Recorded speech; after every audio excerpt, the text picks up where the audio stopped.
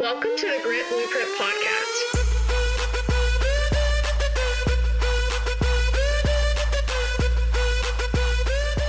I'm your host, Stefanie Couch. This podcast is about branding, building, and business. It also highlights the grit that it takes to be successful in business and in life. Let's get started. Welcome to the Grit Blueprint Podcast with Stefanie Couch. I am here today with my guest, Amber, who is one of my friends that I have recently met, and we've become besties very quickly. Thank you for joining me, Amber. No problem. Thanks for having me. We actually met at Glass Build, where I spoke in November, and I saw you in the audience, and you were very engaged, so I was kind of talking to you the whole time. You were right in the middle, and then we were walking around, and you had your awesome truck that we're going to talk about a little bit, and some cool stickers, and I saw you, and like your energy just exudes, and you had these cool bracelets on, which now you've hooked me up with, and so we just hit it off instantly. Tell me a little bit about you and your background and what you do in the construction industry. Yeah, first, it was great to meet you at the Glass Build event. I felt the same way about your energy. It was easy to be engaged because everything you were saying was just speaking my language. So it was really great to meet you there. And obviously, bonding over friendship bracelets is pretty cool. So that's fun also. But Millennial Taylor Swift style for sure, right? It was Taylor Swift style. She's really started a movement, even at the construction industry events. So she's got some impact. She does. So my background, I went to the University of Delaware. I played Division I field hockey there, and my degree is in business administration with a concentration in marketing. So I think in my head, what I thought I was going to do is I was picturing like Mad Men, right? Like an advertising firm. I didn't really fully calculate what marketing actually is. You're a Don Draper, like all the way, right? I had myself like, I'm just going to be Don Draper and hang out in an office all day. We're going to do some campaigns and, it'd be a pretty good career. But what I quickly found was that oftentimes, business and marketing lends itself to sales. So I started in medical device sales right out of college, but I started as a customer service rep. So there wasn't an open sales position. Started as a customer service rep. And then when an opportunity presented itself, I spoke with my GM and was like, hey, I really want to be out there selling. I love what I'm doing. I'm learning, but I want to sell. So I did that for 5 years for that company. And it was great learning lesson. I was calling on physicians, hospital systems, case management. So very different than where I am now. And from there, I took an opportunity at Enterprise, so the rental car company, mainly truthfully, because I had a lot of friends from college that worked there that were athletes, and they were having a lot of success in their management training program and just learning things and learning important life skills and workplace skills. So I jumped over there, and I was there for 5 years. I worked in pretty much, I say every division, but every division that they offered. So I worked in car rental. I worked some of our key locations in car rental, the airport location, train station location. I moved on to working for the truck rental division. And then I ended up working for the fleet division ultimately, so fleet leasing. And that's where I met Rustin Casway, who's the president of the DCI Group. And at that time, he wasn't looking for a VP of sales, but he called me about like 8 to 10 months later. And he's like, now's the right time. Like, you have to come work with me. I think we'd make a great team. And I've been there now for the past 6 years. So it's not a real traditional straight path, but ended up in transportation and kind of construction as a byproduct of just looking at opportunities and kind of taking what was available to me and learning. So I think that's one of the coolest things. Like, you started in medical device sales, which that customer service start, I believe that's the best way to form a really great sales relationship and client relationship up front. Is you're on the front lines. You aren't just closing the deal and then moving on. Like, you're dealing with the day-to-day. Hey, this is messed up. Hey, we need this differently, whatever. And so you kind of get fueled by that fire of fixing things. And then that continues to go into your relationships once you go into more traditional sales roles. I love that. I think it's a great pillar of foundation for sales for any person. That's how I started. I mean, I worked in my dad's lumberyard and I was behind the counter, and so answering phones, and then I went to corporate and did inside sales. Same thing. Like, you're the one handling the day-to-day. So it's really cool to start there. The relationship with your president, obviously, was he a client of yours at Enterprise?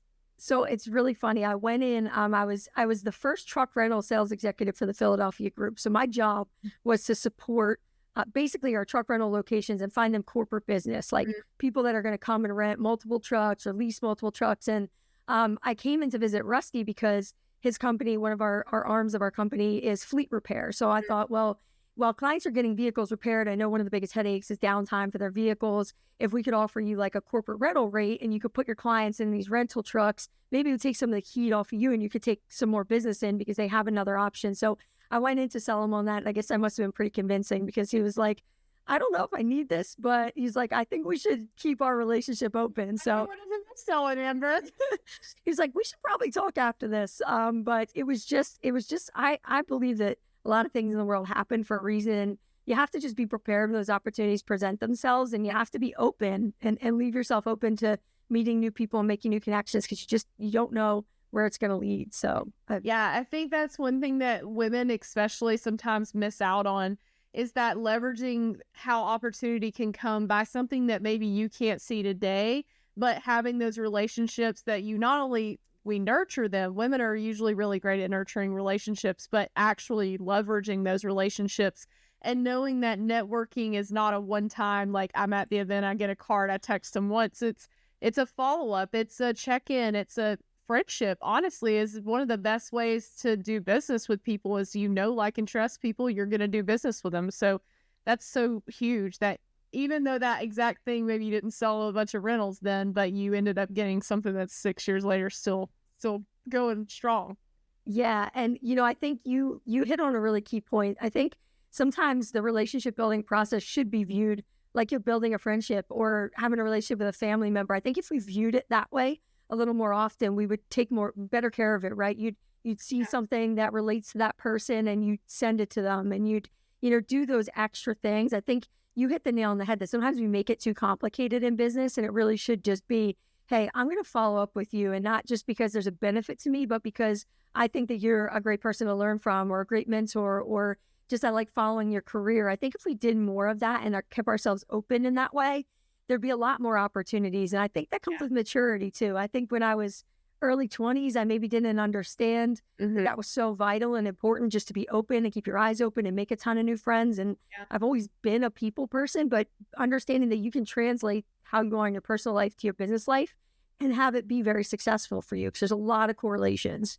Yeah, and when you are a networker naturally and you like to make friends, but then you start to ask great questions, and it's kind of crazy to me how you can connect things like to your world. We were talking the other day, you and I, and we figured out that your business now is something that I wish I had have had in my corporate world as a solution for a bottleneck that we had in our door manufacturing facilities with trucks. And I was like, where are you like 3 years ago? I needed you. I was trying to figure out how to get these doors out, and we couldn't load the trucks fast enough. So it's kind of cool how like those things all intermingle, even though that wasn't your purpose of selling me trucks. Like if I had have been Stefanie from 3 years ago at that company, we would have immediately been like, hey, let's talk about that. So it's kind of cool how that friendship and just a conversation at one conference can turn into something huge. It absolutely can. And I think that's a part of it. As you get to know people more deeply and your conversations with them about their business, their path, you start to identify commonalities. And that's always been my goal, is how quickly can I determine what's more similar about me and this person than what's different. And I think if you focus on those things, not only is it a more rich relationship because you're actually focusing on things that you've heard from somebody, but also you find so many more things you have in common than you have different than people, even people that you look at and think, oh my gosh, this person is so completely opposite from me. I think the sooner we close that gap in relationships and we determine like what makes us similar, you just find all these relatable topics and all these things you can kind of continue forward with having a conversation about. So I'd say you're world class at that. I mean, immediately, we now are both obsessed with Island cows. Yep. I mean, eventually, like, you get this crazy banter go back and you're like, how have I only known this person 3 or 4 months? And so you were really, really good at that. So kudos to you on being a world-class person for finding that niche that someone can connect with you on and just going in and really understanding that about them authentically, not in a sleazy way, like, let me find their weak spot to get in. It's like really, truly relationship building. So you're excellent at that. We're going to be doing your strengths development stuff soon, and I can't wait to see your strengths. I'm super pumped about that. Yeah, thank you so much. Women in this industry, and as women in an industry that's pretty much been male-dominated for a long time, I saw a statistic last week that in 1987, there were only 2% women. So now thankfully there's more. I think the latest statistic is 14% in the US. Most of those women are in some sort of job that's not in the trades. And a lot of those women are in lower level positions, which you are a VP of sales and you have a team of people reporting to you. You're at a high executive level doing amazing things. What challenges have you seen being a woman? And I know we've recently talked about some of the conferences and the environment that you're in a lot of times, especially as a woman that's a leader in sales. It's a real one and only type situation in a lot of things. What challenges have you seen for yourself and others? And how have you overcome those, or would you tell other women to overcome those challenges? Yeah, when I think about this, the first thing that comes to mind to me is oftentimes when I present myself as the decision maker for our company, there's a little pushback to that. Yeah. It's almost like this, you are, or if Rustin copies me on something and says, Amber's going to handle this because she's making the decision here. It's almost like are you sure? Like they go to him first, despite knowing that it's ultimately my decision. So a lot of permission a little bit. Exactly. And he's always like, I don't know why they're doing this, because he just doesn't see it that way. He's like, you're the boss, you're a boss. And I'm extremely lucky to have that level of support within our infrastructure. It's very important. So I think there's a couple of things. You have to surround yourself with supportive people, and you have to sort of, and this might not be right, but you have to sort of let your ego go a little bit, right? And then when the moment comes that the person is kind of checked and it's like, no, this person is the decision maker, she's very capable of making this decision, then you just proceed forward with the person. I found making a big deal about it doesn't really help the situation. I think then just being professional, which you knew you were going to be to begin with, and just proceeding forward as the boss, as a decision maker with confidence, I think makes all the difference in the world, because you will never control every outside influence. You have to control what you can, which is your level of professionalism, the content and the value you bring to the conversation, and just almost kind of acting as if it's not a big deal, even if it is. Because there are times where it is, and you go home or you go to your friends and you're like, oh my gosh, I had a really tough day. And I think that's the other key to it, is when these things come up that kind of bruise your ego a little bit or make you feel like, man, I can't believe the world's that different than this. Just having a really good network of people that will continue to encourage you and say, well, they can laugh with you about it, but just say, but think about the 100 other times that someone didn't question if you were the decision maker or not, right? Yeah. It's not to say that you just let those things roll off, because that's impossible. We're human beings, right? But identifying, I think, the areas of opportunity in any situation that might be negative, I think is the best way to look at it, because it just helps you kind of rise above anything else that's going on. But I think that's where I see it the most. I think it is difficult sometimes, right? Being in a room of people that maybe think differently than you. And I think that's probably the key thing, is the way that you approach handling a challenge or an obstacle. Women definitely approach things differently. Yeah. So being in rooms like those trade shows where there is just a lot of male representation, you have to find your people and find your lane and find where there's value for you and people that you can learn from, regardless whether they're men or women, but finding people that you can really connect to, that you think there's a lot of value in being around. I think that's the key. Yeah, I think that's so powerful to know that sometimes you have to hold your cards a little bit. And I think for women, we are a little more emotionally driven. Sometimes it's not just I'm going to go cry because I'm sad. It's I'm going to get really mad when you say things like this to me. Yeah. And, I've had moments in my career where I look back and I'm like, boy, that really just pissed me off. And I reacted to it. And it really vindicated, honestly, what they were doing more than if I had just let it roll off, like you were saying. I think that does come with maturity. It's a little easier for me. Also now, because I'm more confident in myself, I think when you're already on sort of a shaky, can I do this or can I make the decision? Then at the end of the day, when you do have that second guess from someone else outside, you're like, well, maybe they are right, Yeah.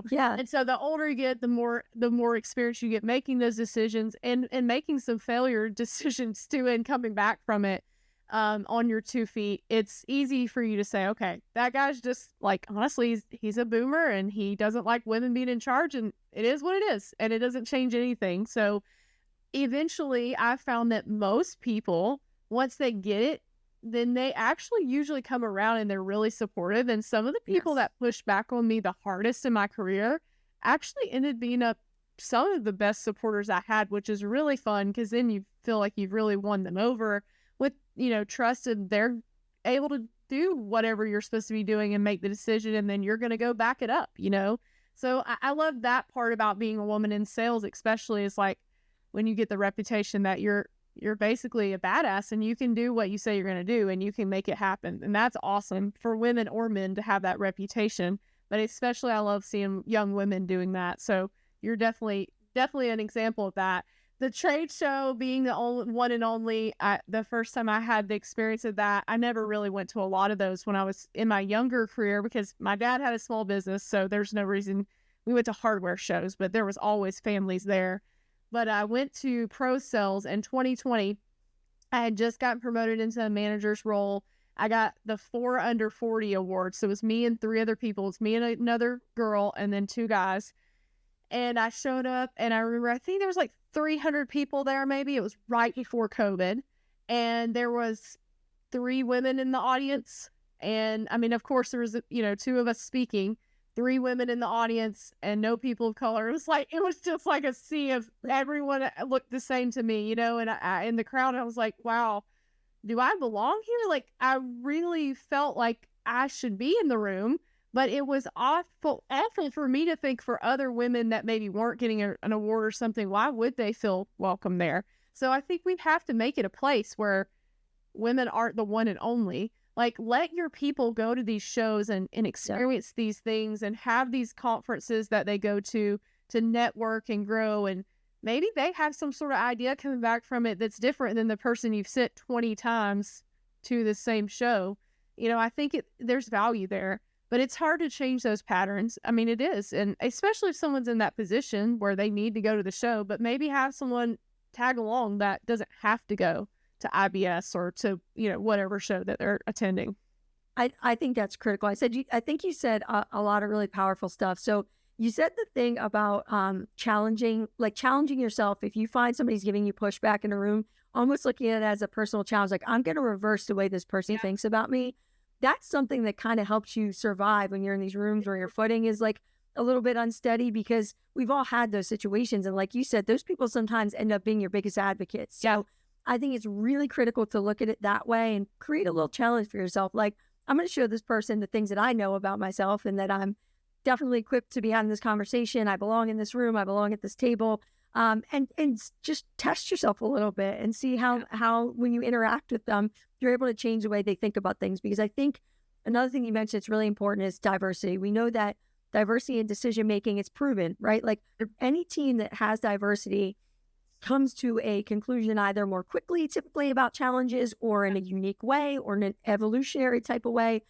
We're really big believers in that. One of our core values is equality in our company, and we believe the best person for the job should have the job. Sure. That doesn't relate to your socioeconomic status, the color of your skin, whether you're a man or a woman. And I do know and I recognize I'm extremely grateful for that because it is rare. But I hope we're moving towards a place where with statistics and the things that are being shown about how positive diversity can be for your company, that people are doing it not just for the reason to check the box, because that's challenging too, right? Like, oh, I got to get a girl on my team, so let me just pick the best girl. It's like dodgeball, right? Like when you leave the girl to the end and then there's 2 girls and you're like, well, that girl's better. I'll take that girl, right? You know what? Like they're better. Yeah, it's like, it's not the right reason to actually implement diversity. The reason that you should implement it is because it's better for your organization. It's better for your team.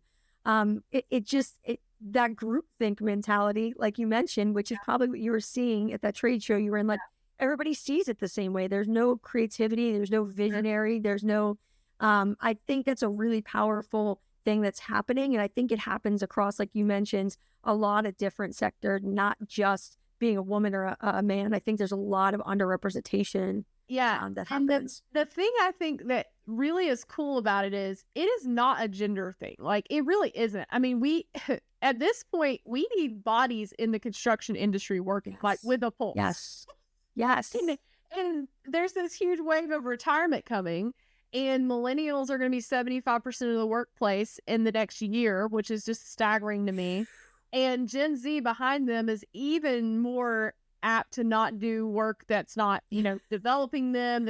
We know what these 2 generations, millennials and Gen Z, want. I'm in that generation, and we have to focus on what is going to drive them to be here and stay here and want to be in this industry. Well, it has to be a more diverse population than what we have now, because they're all going to be retiring. So we don't have a choice. It's not like a nice to have or a check the box, like you said. It's like, how do we get people that are physically here working every day? And that's going to only get harder and harder as the competition gets, more steep for these employers. And I think the competitive edge is always going to be your people. Technology is also a competitive edge. That's probably the two things that I really think really can change your business from being here to being hockey sticked. That's tech, which is AI, which is, innovation, all those things, and people. And you want to be that employer that someone says, you know what, I'm a 36-year-old woman and I really love working here and I'm going to stay here because they're developing me. I'm challenged. They support me. All those things that you've been talking about at your employer, that's what we need to strive for as an industry, because there are a lot of other industries people can work in and they're not, as tough to get into, I guess you would say, for a lot of people, because there's not a lot of technical knowledge you have to know. So how do we make it really appealing? And I think that's the conversation we should be having, and really challenging that narrative, what construction success or what the building industry success looks like, because it won't be the same. The quote I always go back to is what our CEO actually told me this one time at my last job, and I just thought this was really cool. If you have a problem and you have 11 engineers in the room and they can't solve the problem, don't go find a 12th engineer. You don't need that. Go find a 12th person that's somebody totally different. Find a group of people that is going to give you a different path, because obviously if they could have solved it, the 11 people would have solved it already, with an engineering brain.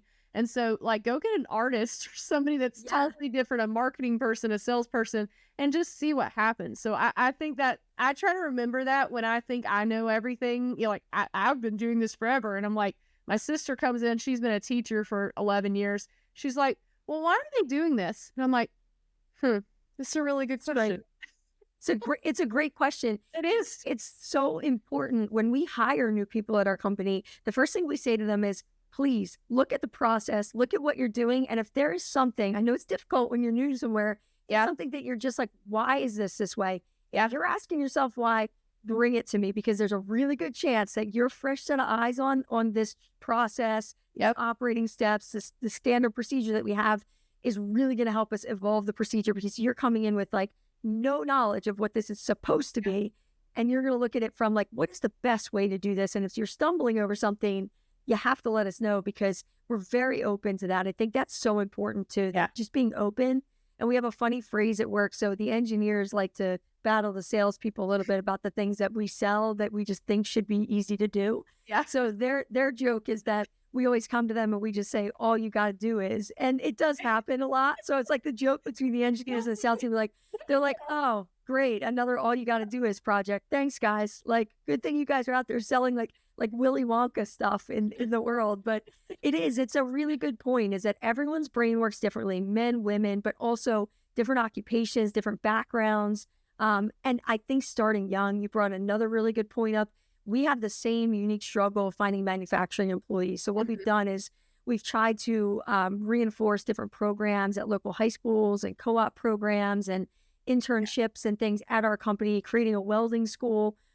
Because I think if we are able to get in front of youth younger, and specifically women younger, they might see a path in one of these trades or in construction or in glazing that they never knew was available to them. And I think there's definitely two sides to this. You need bodies. And I think that there's communities and certain people living in certain areas that need jobs. So if you can get too at a young age, and there are these awesome trade jobs that have exponential growth and opportunities to be leaders and management. If people don't know that those things exist at a young age, and they think they're going to be Don Draper like I did, it's like they don't know that that's out there, So I think that's so important. It's funny. I saw a YouTube video or Instagram video the other day that was one of those how much do you make? What do you do? Type videos, and I love those because it shows. I love those. Street, just walking up to people, and they showed probably 15 or 20 different people, and about half of them were in some sort of trade type, electrician, plumber, tattoo artist, some sort of non-traditional college type job. And then the college jobs were like, well, I'm an accountant and I make $45,000. I'm at this. And the electrician's like, well, I make $56 an hour. And these people are like, what do you do? He's like, I'm an electrician. You know, that's the thing is people don't get it. Like if you really do well in these trades, and then especially if you start your own business and you really start to have a team of people working for you, I mean, the amount of money that you can make and the success that you can have, I'll take that over a college degree, which I have one any day, every day. Yes. Like, and I'm not trying to say nothing ever merits getting a college degree. There are certain processes that you have to go through, law school, all that kind of stuff. But the trades, like, bring it back. I think we need shop class in school. Yep. I want to come do that welding school. I'll leave the hairspray off that day. We don't want them to catch on fire. That's not what we need in our life. We'll get you a different kind of helmet. Yeah, Don't look put like them that. a hat and hair with no hairspray and pulled back. But it's something I've always wanted to do. I just think it's so cool. And that's just amazing that you guys are leading the forefront of really getting kids in that from high school, middle school interested and just seeing what's out there. Because that's the thing. They don't even know it's They don't know. No. They don't know. And they don't know, like you said, they don't know what the compensation structure looks like because, you know, you're taught like you go to college, which like you said, college definitely has, you know, a spot in our world, and it's important in a lot of ways. But I also think we need to start valuing life experience, trade experience. We need to start holding those things in a more valuable position when we're having conversations with people about their careers. And I think it's the more people that get into the trades, the more people that see the opportunity and the value, and like you said, the compensation level, the people just it's never been introduced to them. And I think guidance counselors are doing a better job. We're seeing in our area where guidance counselors are saying like, hey, college is an option for you, but I also think maybe trades are an option as well. And I think you could do just as well. I think educating that layer is really important because they're the trusted advisor in a lot of situations as kids are at a really pivotal point in their life. And I just don't think that there's enough education at that level for people to understand what a great opportunity there is. Yeah, and especially for young girls, I think it's even more important to see other girls that are like us, that are women, that are out there doing things in the industry. I know I'm not specifically in the trades out there every day getting my hands dirty. I love doing that stuff. I beat my husband in a nail driving contest when we were 10. I'm still not quite over it. But I always loved that, you know, that was something I was always curious about. Like, let me do this, Dad. Let me help you with this, you know, when we were building our houses and stuff.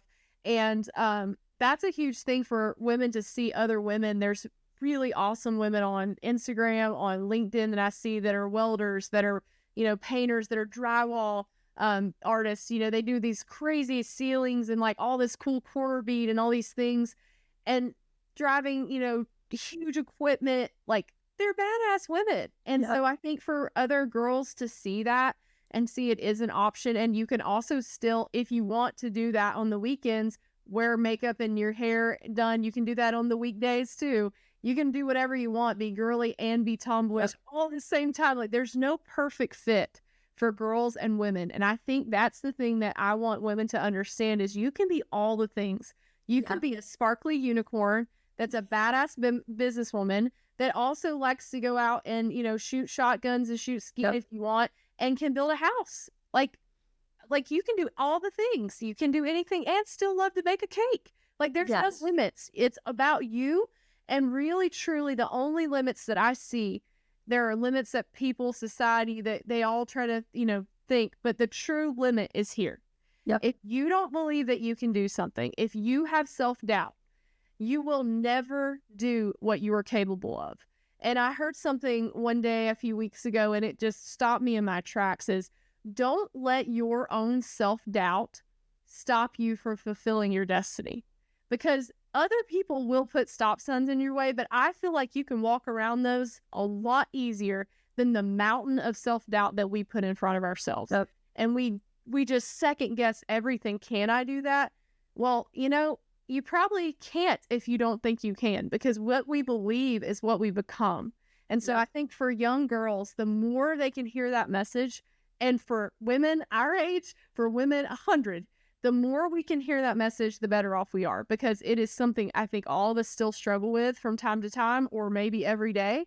And that confidence to believe in yourself and go out there and do whatever it is you want, that's huge.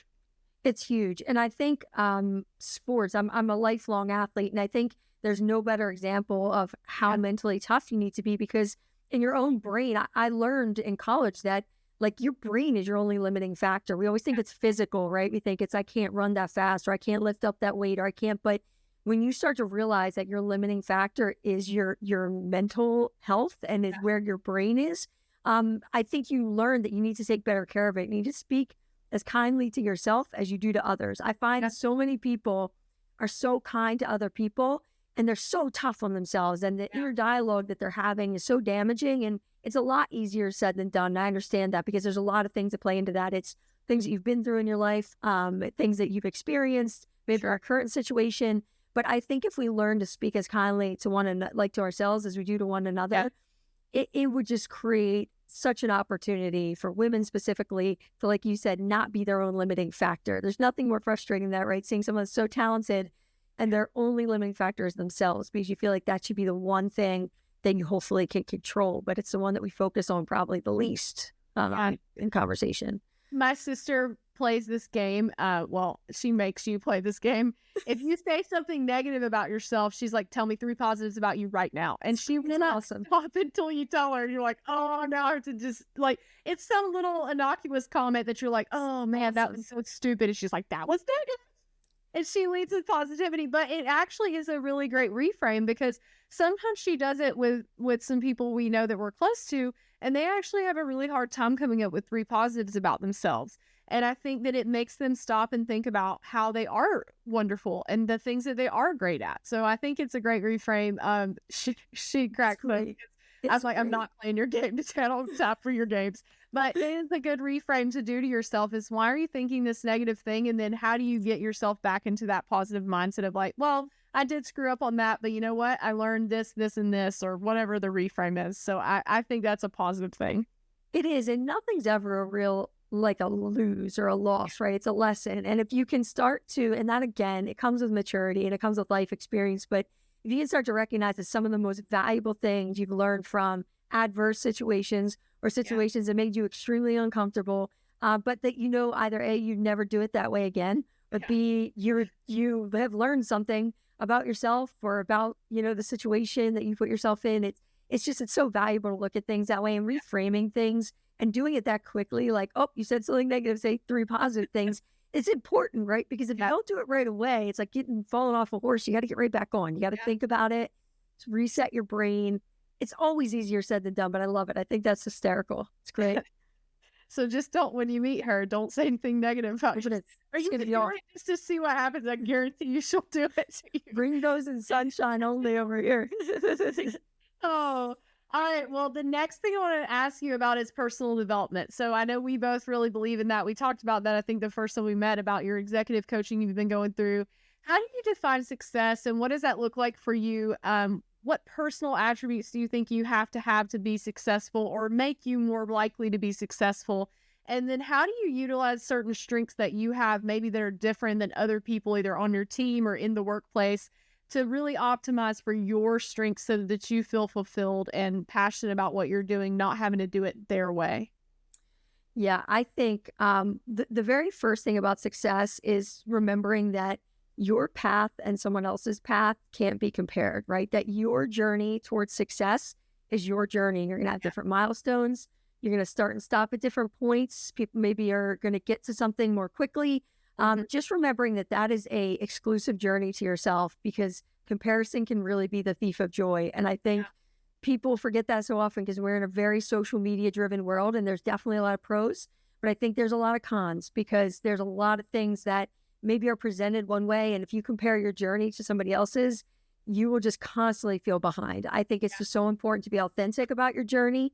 I think success is about setting a framework up and something that you're going to achieve that matters to you and is successful to you. And it doesn't have to look like success for everybody else. It doesn't have to be something that everybody else would say, oh, that's success for me. I think it's a really exclusive journey. So I think remembering that at the onset of your journey, which is going to be long, it's a marathon, not a sprint, I think helps you get through those difficult times, because I do think resilience is a very important thing when you're talking about what makes you successful. I think you have to be resilient. You have to understand how to frame things as a lesson, and because you are going to get knocked down. I think that's a very important thing to know right up front. Like, this is not going to be easy, and if it's easy, you're in the wrong room and you're on the wrong path, because anything that's new, that's blazing a trail, that's making a difference, is going to have some adversity. So I think being resilient is really important. I think being a good communicator is very important. I think you also develop those skills as you do a lot of personal development.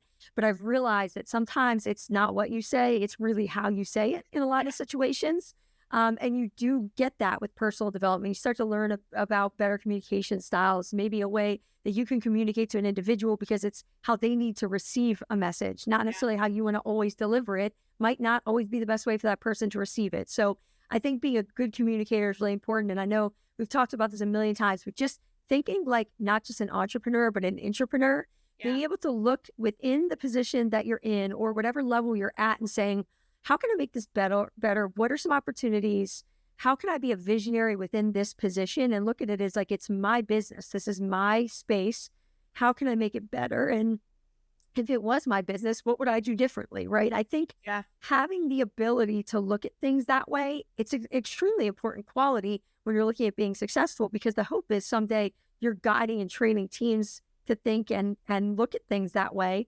And if you're building a business or you're building a foundation for something, you want people on your team to think that way, that are autonomous, that are self-starters, that are hunters, that could be an entrepreneur within the position that they're given.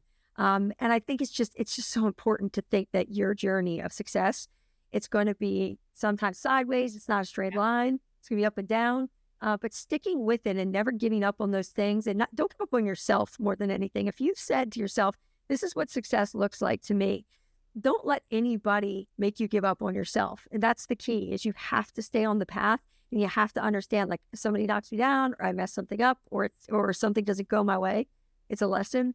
I'm going to get back up, dust myself off, and I'm going to keep going because I owe myself that, right? More than anybody.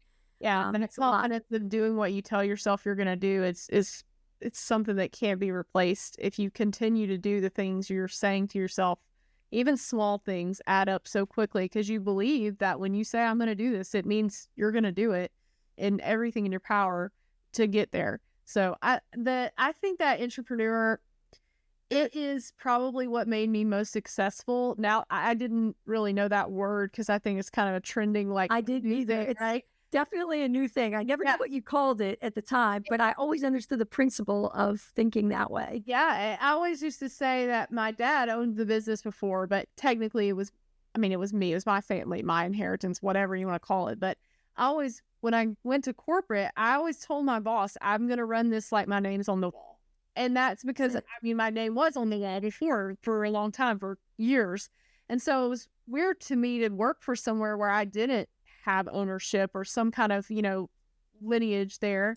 So I just transferred that skill. And I really believe that that's what made me very successful, is when something happened and we lost money or we made money, or good, bad, the ugly, I felt like I was personally taking it out of my piggy bank or putting it into my piggy bank, or the team was, my person. And I really love that. So if corporations could find a way to incentivize and optimize that type of mindset, I believe that it would fix corporate America. I think that ownership, and I know you and I had a conversation about Amazon warehouses and some of the problems they're having. We had read some articles about how they're having problems getting people.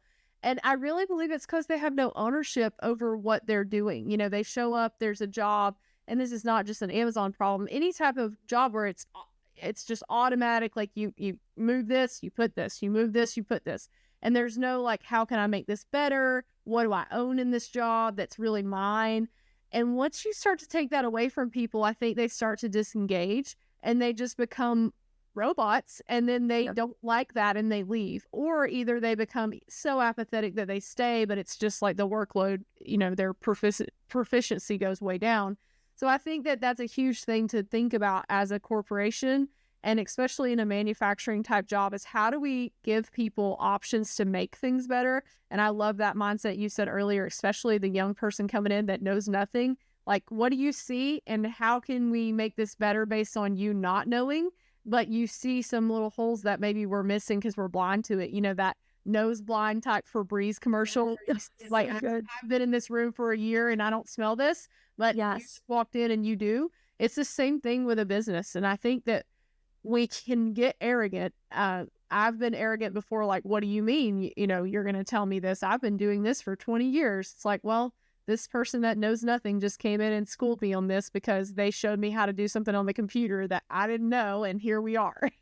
But if you don't have that mindset, if you have the mindset of optimizing and innovating, then you're on the up climb, because it's going to be easier for you long term.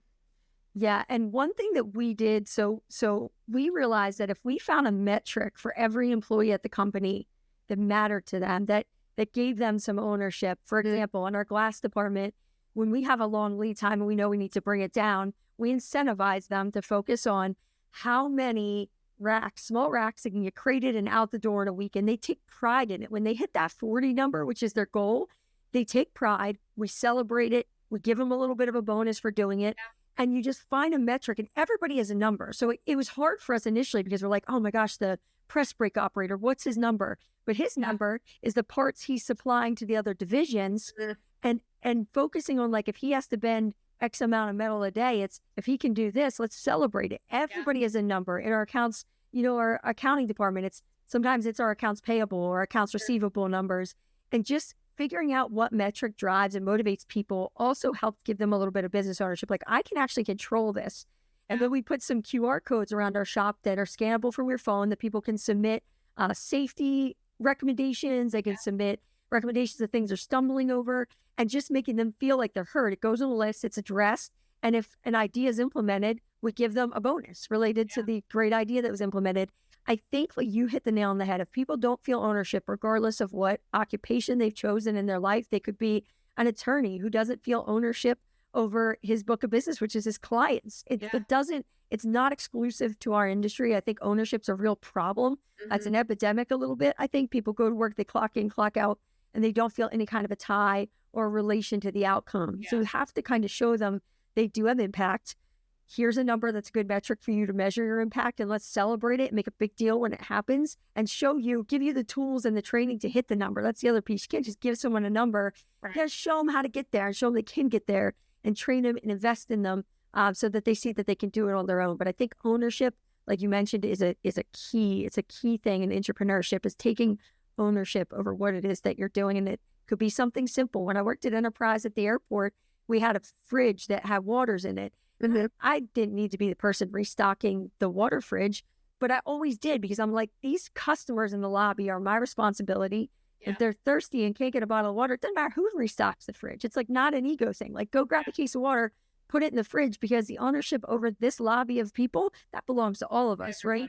Yeah. So I think it's really encouraging people to think that way about even little menial tasks. It goes a long way, and I think it influences people, and it's a big key to being successful. I think is just putting your ego aside and just doing the things that you know are the right thing to do for the business and for your position and for your growth. I love that metric idea. That's really brilliant for everyone. And I'm sure that is harder for some positions, because like in sales, it's easy to have a metric, right? So easy. Very simple. But when you're doing something that's a little less tangible to measure, like how much is this happening versus how often they're, actually executing, that's really smart. I think that would be a wise thing for a lot of us to sit down and do. Like, how do we measure, a win for someone who's doing a task that maybe isn't as metrics driven on paper, like on the P&L. I really like that idea. That's very smart.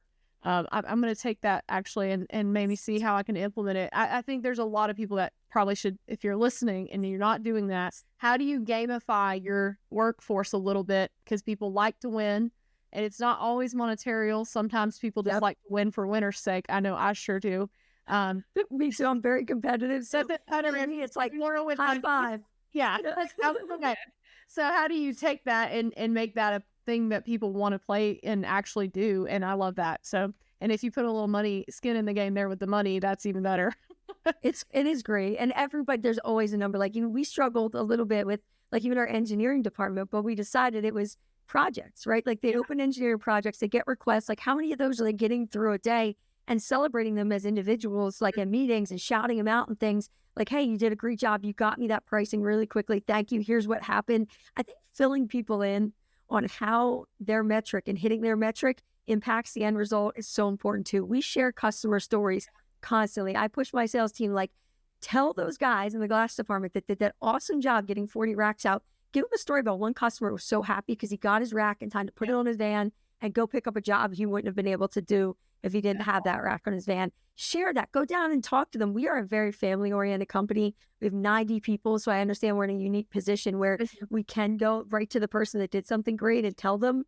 But I think that can also be implemented at large corporations as well, just in smaller groups. And I think we focus on that enough because that's an extra energy thing that you have to be willing to do. But I think it goes a heck of a long way when you're talking about celebrating people and motivating them. Yeah, absolutely. And you also sometimes have to, talk to people about the not so great things. And when you've had 10 compliments that are really, good compliments that actually were merit-based, then that one, hey, we need to do this better. It doesn't sting as hard when you've already gotten 10 pats on the back.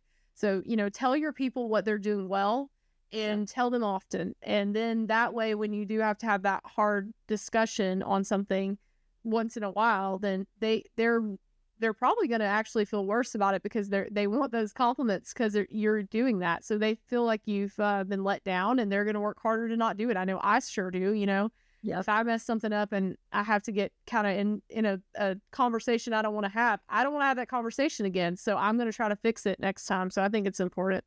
Yeah, I think so too.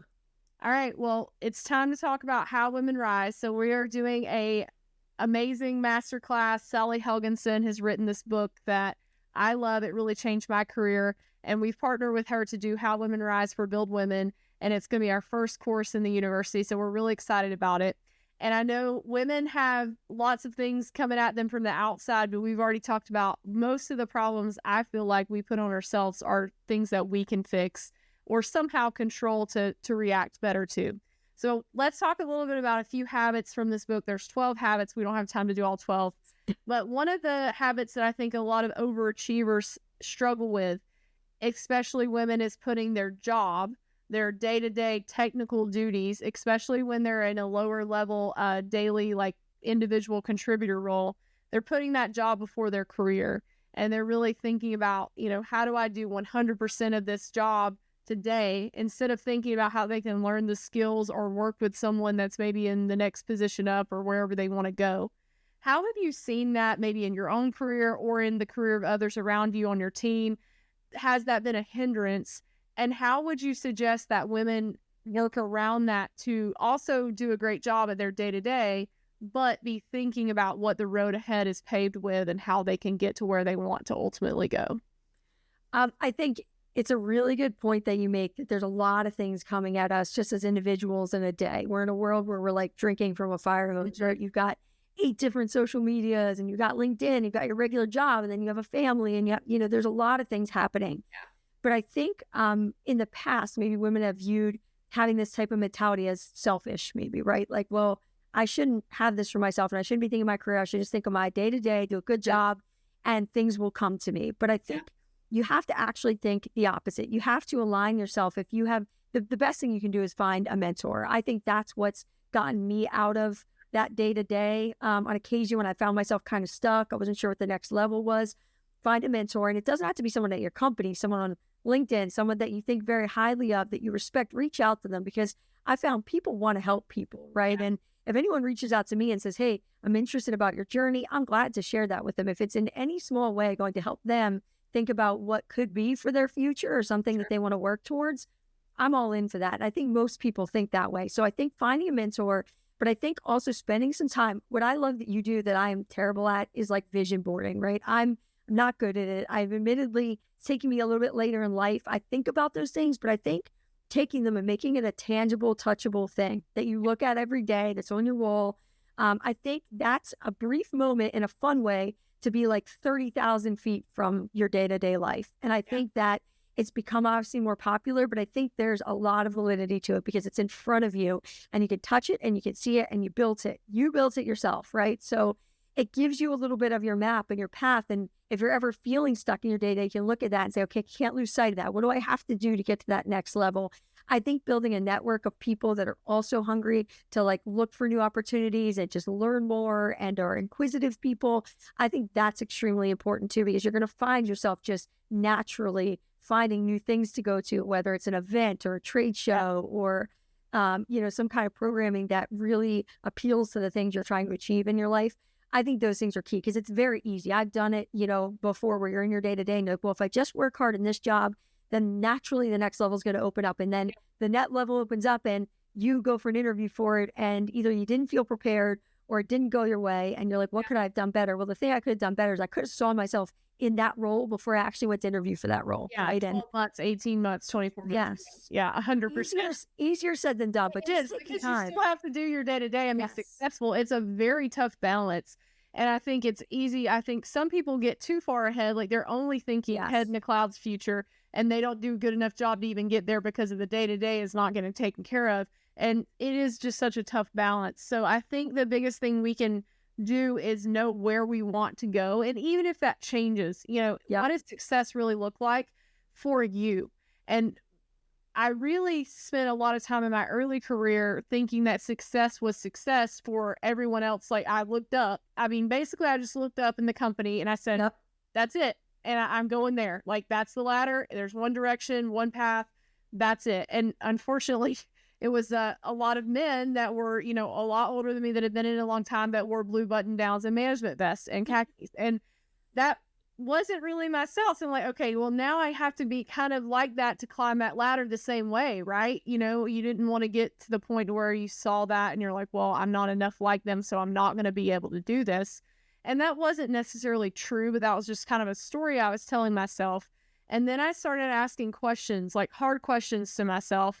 What really do I want? And if I got that thing, if I climbed right on up that ladder that they climbed up, the exact same place and same way that they did, how would I feel when I got to the top of the mountains? It's so important. It's so important to ask yourself that. I would hate it. That's the craziest part is once I actually asked myself that question, I'm like, holy crap, I've been scratching and clawing for something that I don't even want anymore. Like I probably never did want it. I just thought that I needed it. My ego was like, you got to do this way to get there, to have that title.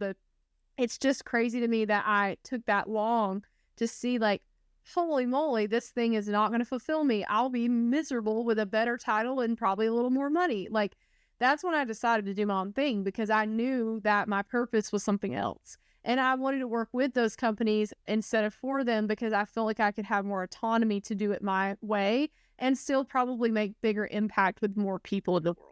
So that's really what led me to entrepreneurship was that I was so focused on just that day to day. And I didn't even know what success looked like. So for anyone out there that's listening to this, that doesn't know where you're going, like what fulfillment looks like for you, it's not just a title. It's not just money. It's not just tenure. It's none of those things all by themselves. It's that end goal that you have. Is it, climbing the corporate ladder, making a lot of money? Is it having freedom? Is it having, mini cows? A whole family of mini cows? Definitely mini cows. There's no question. For sure. It is on my vision board because I'm just quite that crazy. But I think that's the thing is knowing what you want. And so one tip that I have for people, I know you said it's kind of tough for you to get into that. And my husband actually feels the same way. He's started journaling with me every morning, which is a big deal. That's awesome. That's really great. Not crazy. Like he doesn't spend 2 hours journaling and, 7 hours in a cold sauna or whatever the heck, but ice baths and ice bath, cold sauna, sauna. But really it's just a 5-minute, like sit down, kind of go over what your day is, your big things that you got coming up. But I do this thing and he does a small version of this where I write down my wants every day. And I read this in a book that I read. He's a guy that's a really great, coach. Dan Sullivan's his name. He coaches entrepreneurs all over the world. And he said he started it like 25 years ago and he's written it down, I think every day except like 5 days of his last 25 years or something. And it's about letting yourself want purely for want's sake, not needs, because truly most of us that are very blessed have most of our needs met. We have food, we have clothes, we have water. There are people that don't have that. And that is a whole different thing than what we're talking about. But to have those wants, like I really want this car, or I really want to live in this neighborhood. There's nothing wrong with that. There is nothing wrong with wanting things. But when you start to feel like you have to need it to want it, that's where the problem starts to come. So it's a great point. I write down every day what I want, and a lot of it's on my vision board. And I am keeping myself focused on my goals because I could get like crazy expansive on these goals and never accomplish any of them because there's so many. It's hard to keep focused in life, even for people that have focus. But if you can think about that every morning when you wake up or write your journal every night, whatever you do, just write a few like, hey, what do I really want? Where am I driving towards? And I think it'll be a powerful way to keep focused on the big picture while also doing your day to day. Yeah, I think you hit the nail on the head. People, you can have it all. I think sometimes we look up at the position that's next for us. And like you said, we're just like, well, it's a title. I get a parking space. I get in this car. I get whatever. Yeah. But would you be happy there is a really important question to ask ourselves. I think too often we think, well, I've got to pick between happiness and my career. I've got to pick between a family and my career. Whatever the things that you're comparing are, you can have it all. I think entrepreneurship definitely provides a really nice opportunity for that. But there's a lot of positions that provide an opportunity for self-fulfillment while also feeling accomplished and doing something that helps you achieve either your financial goals or your family goals, whatever they happen to be. But I think you have to look and say, would I be happy doing this thing? Because a lot of people do focus on title, and I could not care less about what my title is, right? I care more about how I'm impacting people, how well my team is doing, how well the company's doing. I don't oftentimes really care to share what my title is unless it's really imperative to the conversation. Sure. But I think it's so important to make sure that something actually is what you like. When you get there, am I going to be happy? I think that's a really, you hit the nail on the head. That's such an important question to ask yourself. Well, I want to switch to one that I think is probably most people in the world deal with. This is probably my biggest one. It's the perfection trap. This is something I think is bred into girls, especially in school, and boys too, make good grades, make 100. I was the firstborn child, and I remember, like, if I didn't make A's, it was like, what happened? Why didn't you make a 99.9 on this test? Why is it a B or whatever it is? And that feeling like you always have to do perfect at your job and never make mistakes, is that something that you've dealt with in your life? And how did you train yourself out of that problem of feeling like you had to just wait until it was totally, totally perfect to quit or move on or go to the next task? I think a big piece of what you mentioned, it comes early in your life, right? So I was also the firstborn child, and I have a younger sister who I was oftentimes envious of because she just could care less what people think about her.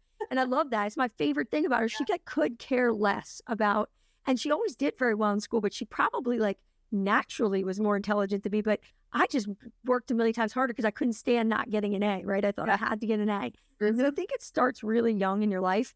And I've always been a perfectionist. It's something that if somebody asks me one thing that's probably a drawback about me, I'm a perfectionist. I don't expect it from others. I think that makes me a little different. I don't expect it from others because I know that I put myself through a lot of mental anguish being this way, right? I don't wish that for other people. I just want to see myself, but it's carried through in sports. I was always that way. I always wanted to, excel. And I always wanted to be doing the best that I knew I could do at something. And we're not always perfect, right? So it's important. And I think as I got older, I realized that not being perfect is actually being more authentic. And I found that people could connect with me more when I opened myself up and showed them some of the things I was vulnerable about, some things that I didn't think I was great at, and things that I knew I had areas of opportunity with. So I think it actually makes you more relatable to not be a perfectionist. I've kind of learned that there's the positive side of it. But I still am that way. I'm that way about, even like how I present myself or making sure my shirt is ironed. Your hair is perfect though. I mean, look at that hair. Like there is not one strand out of place. I love it. And it's really funny because Russ, the president of our company, is a very good friend of mine. He's like, it's got to be exhausting being you some days, right? And he kind of hits the nail on the head that being that way is a bit exhausting, right? So I think it's definitely a trap that we all get into. I don't necessarily think it's always a bad thing because I think it's good to challenge yourself and to want to perform and to want to excel. But I do think there's a delicate balance, and the balance comes at a point when it's to the detriment of your mental health, because there are things that you're not going to do perfectly because it's impossible to be perfect all the time. Nobody is. And also when you're starting new things, I think that's where I would always see myself hurting from it is I would try so hard to not do things I didn't think I would be good at because I didn't want to not be good at something, Yes. But truly, you can't really get good at something without trying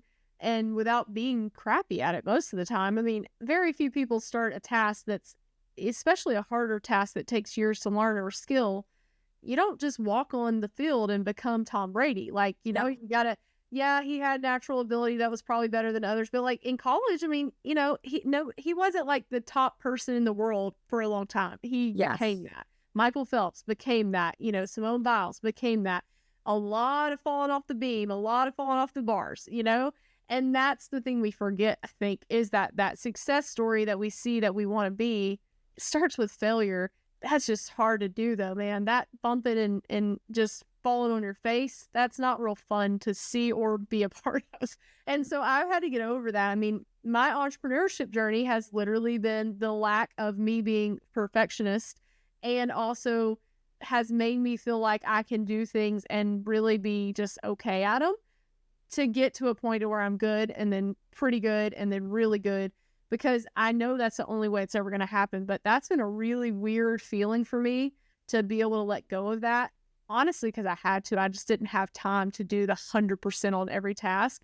If it could be 75 to 80% and it passed, it was like really good for whoever wanted it, we're doing it. And I'm not talking about clients. I'm talking about like, maybe the house doesn't have to be spotless and I don't have to make my bed this morning because I've got to get up and get on a call in 5 minutes, and it's one or the other. And so you make the choice and you think about what matters. So that's the thing for me that I've struggled with, and I've not passed it, but I'm better than I was. And I think that's the thing. Drives you to be good. Just don't let it stop you from doing things. That's a really big difference that I've seen between men and women, right? Men are more inclined to take an opportunity, even if they're 50% of the way there with their confidence. Women, we do tend, maybe this is where the perfectionism can kind of cross over into being a bit of a detriment. We have to be 99% of the way there. And we don't give ourselves room or grace to learn anything within the position. So I think that's where we can evolve and say, you know what, I'm 50% of the way there, but I know I'm a fast learner. I know I have this set of skills. I'm going to give myself a little grace here and I'm going to go for it. That's where we can really change the narrative. And I think as women, that's where we can find additional opportunities and we can encourage each other to not have to be 100% of the way there. And I think the other thing is when you feel like you're a little bit different, right? I've never felt like I was always like everybody else in the world. I've always kind of felt like if I didn't do things perfectly, like I had to do things perfectly to compensate for those other things, if that makes sense. And I think there's a lot of people in the world that feel that way, whether it's, you know, people can feel different for all types of reasons. I don't think there's one particular reason, but if you feel like you're a little bit different, you're like, I have to be perfect because I have to remove any reason that someone might judge me. Like I have to remove that from the equation just to fit into this room or to fit into this role or have this opportunity. So we've got to stop. Again, it's just a narrative we're telling ourselves, because I think the more comfortable we are with ourselves for whatever reason, the more comfortable people are going to be around you because you're vulnerable, you're open, they can relate to you. So I think perfectionism works in a strange way. It can either be a really big benefit, but it does hit a point where it can be a detriment if you're not taking opportunities. A little bit like salt, you know, like you love salt, but if you dump the whole shaker on, it's too much. And so it's over. Yeah. I think for me, it's pulling that back from the 100% all the time. It's got to be perfect to being like, it's really got to be world class, and we're going to keep working until we get there, and we're probably going to fall flat on our face on the way, and that's okay as long as our end goal is to be really great.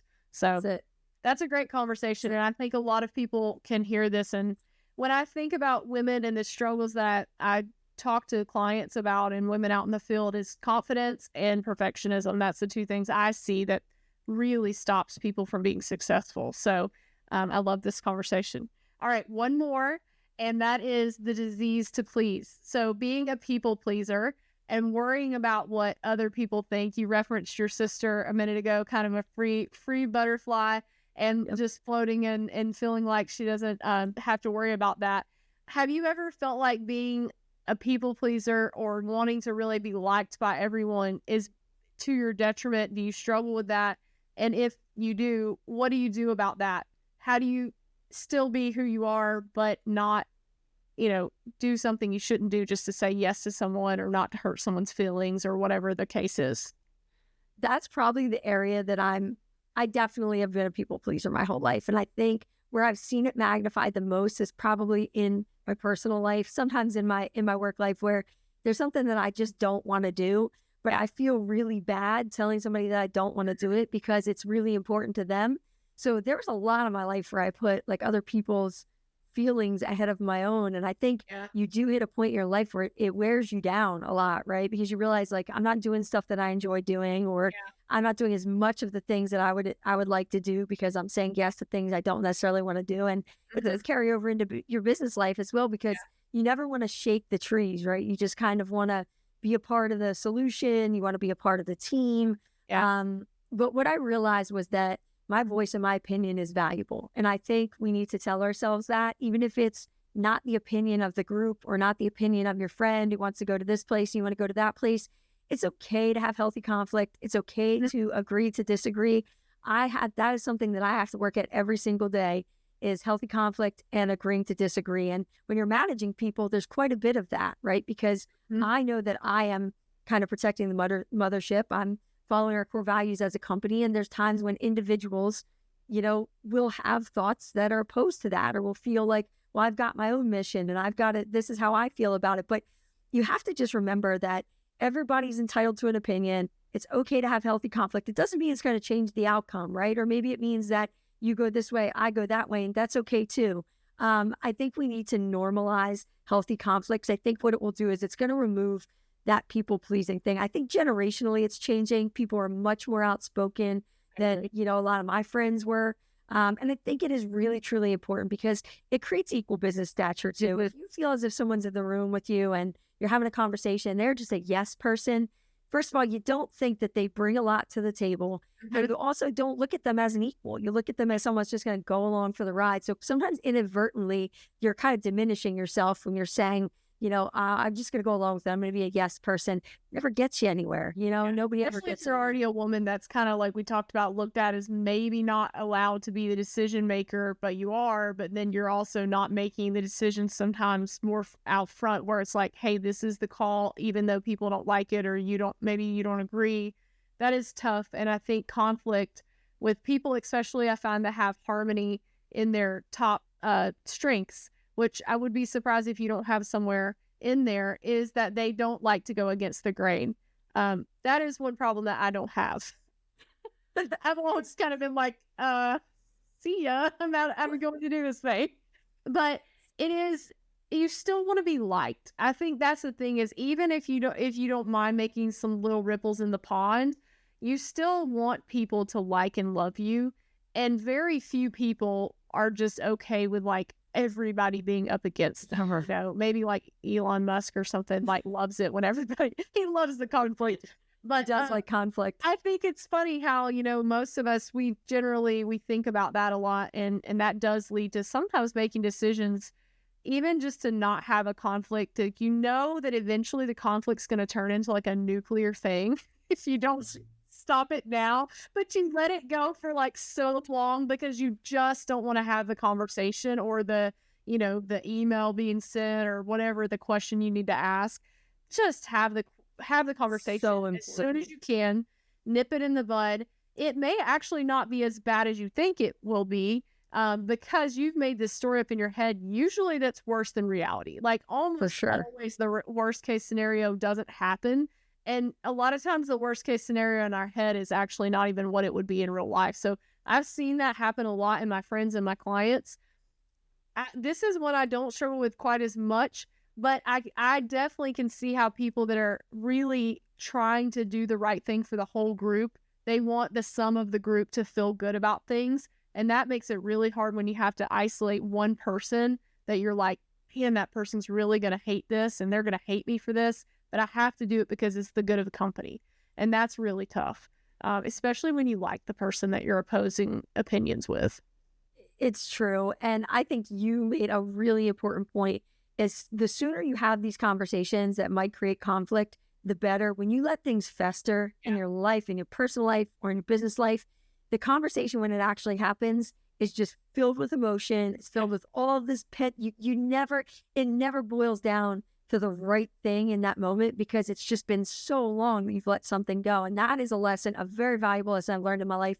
If there's something happening in your personal life that you just don't agree with, if there's something that you need to say, sometimes it's just something that you need to say to somebody, you just have to say it, because life is like far too short to just keep all that stuff bottled up and let it turn into this big thing. Because sometimes you can't come back from the big thing, but you could have come back from just a little conversation. It's so important to do that when like early and often, and make sure that you're just understanding. And like, again, communication is key in how you say things. I think some people struggle with that. It seems that the people that are like sometimes not opposed to conflict also happen to be bad at delivering messages. It's like I don't know if it comes like hand in hand. So sometimes you see that like it comes out like a hammer, you know, like direct. It's like, here's what I have to say, and I'm gonna say it, and it just obliterates you. Like, really, I don't care, you know. And like, you have to. I think there's two juxtapositions, right? The harmony people are like, oh, I don't want to hurt you, and the wrecking balls over here are like, I don't care. You know, say it, move on, because it can't be much somewhere in the middle. That's really, that self-awareness helps us know where we need to land on that, and that is a tough thing to learn.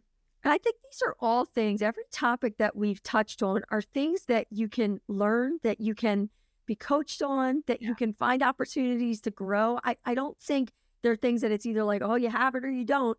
I think everything that we have talked about today are things that you can find resources or groups or support or mentors that are going to help you evolve in these spaces. So I think it's really important to not think of yourself who you are today. It's think about, again, your goals, where you want to get to, what skills you think maybe you have, you don't have, whether it's taking some kind of a test that shows kind of like your higher level skills, or if it's just using your day to day and sitting with a coach and saying, okay, here's some examples. It's really important to continue. It's like an athlete, right? They don't ever stop practicing. An athlete practices every day, their whole career. There's something happening, whether it's lifting weights, and business and your professional life is no different. If you have to give a speech or you're going to talk to somebody, you should be practicing it. If you're going to be in the office and you have skills that you use every day, practice them. Keep yourself sharp. I think we view it differently, but I think it really is the same thing. You need to practice these skills. They can all be learned and they can all be grown from, and you can evolve. And I think that's an important thing to remember, is there's definitely resources out there to help evolve these things. These are all things that you can learn that we talked about. So I think wrapping up, last question, because it's been such a good conversation, and I knew it would be. I'm not surprised at all with you. You're so brilliant. Grit is the name. Grit Blueprint is the name of this podcast. What does grit mean to you? And if you had to tell your team or someone that's coming onto your team new how to have grit and how important it is in this industry specifically, what does that mean to you, the word grit? I love the name, first of all. I think it's genius. It's awesome. I think in all areas of our life, having a little bit of grit is really important. To me, it's a lot of the things we talked about. It's having confidence in your journey, having confidence that you can achieve the success that you've laid out for yourself. It's working really hard to get there. It's not just saying, well, here's my vision and I'm going to get there. I think it's about doing the right things to get there and setting yourself up for success with the people around you, the village, the community. And I think it's also being resilient. Like we've talked about this a couple of times. I think to think that, a path in your career is just going to be easy and it's going to be perfect in a straight line, it's completely unrealistic, and it sets you up for failure and for disappointment. I think grit is all about doing the things that nobody else wants to do to get the result that you've set out for yourself. I think there's a 1%, it's a real thing. There's people that work harder than other people. There's people that are willing to invest in things. I think that's exactly what grit is reflective of. It's doing the things that nobody else wants to do and getting up the 10th time when everybody else stayed down the 9th time, and just continuing knowing that I've created this opportunity for myself, this path for myself, and I'm not going to let myself down because I owe myself this. I think to me, all of those things encompass grit. I think it's a really awesome thing to talk about. I think we should talk about it more. Because I think we all have examples in our lives that we can share with one another of how we've used grit or how we've had to have grit to get to where we are today. And I think the more that we share that as a community, I think the more motivating, inspiring, encouraging it can be for other people. That's a perfect soundbite for the end of this thing. I think that was a beautiful description. And you definitely are a person that has a lot of grit and a lot of heart. And I love that about you. Thank you so much for sharing today, for coming on the podcast, Amber. And I am excited to continue to build Women Network together and work on all of these amazing things that we're doing for women and the rest of the next generation of construction. So thank you so much. And check out the next episode of the Grit Blueprint coming up soon.